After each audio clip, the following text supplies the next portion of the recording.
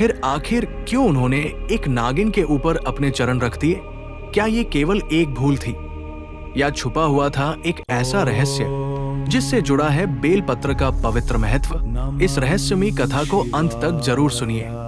कैलाश पर्वत पर माता पार्वती और महादेव शांत भाव से बैठे थे। महादेव बोले, देवी, पृथ्वी पर असंख्य भक्त मेरी आराधना करते हैं। कोई संतान चाहता है, कोई सुख, और कोई केवल प्रेम से मेरा नाम जपता है। मुझे उनके बीच जाना होगा।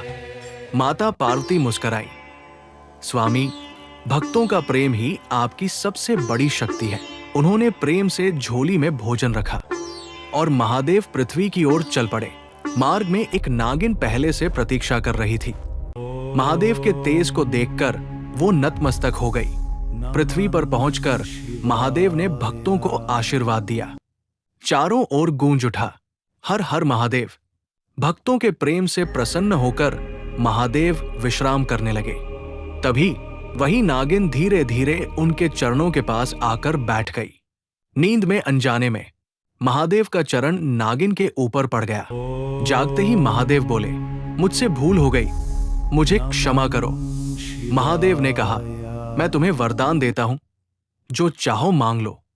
नागिन बोली, स्वामी, मैं हर जन्म में आपके साथ रहना चाहती हूं। महादेव चिंतित हो गए। देवी पार्वती इसे स्वीकार नहीं करेंगी, लेकिन वचन दिया जा चुका था। उन्होंने नागिन को अपनी झोली में छुपा लिया और कैलाश लौट आए।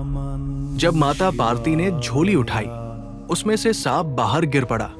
क्रोध में उन्होंने नागिन को पकड़ लिया और पृथ्वी में दबा दिया। महादेव लौटे और सत्य बताया। माता पार्वती बोली, इस जन्म में ये आपके साथ नहीं रह सकती, पर इसकी भक्ति व्यर्थ भी नहीं जाएगी। माता पार्वती बोली, जो भी भक्त बेल पत्र शिवलिंग पर चढ़ाएगा, इसकी पीड़ा कम होती जाएगी।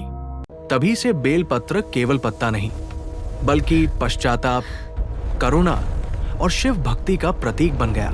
शायद जब आप अगली बार बेल पत्र चढ़ाएं, तो याद रखिए, उसमें एक भक्त की अधूरी इच्छा छुपी है।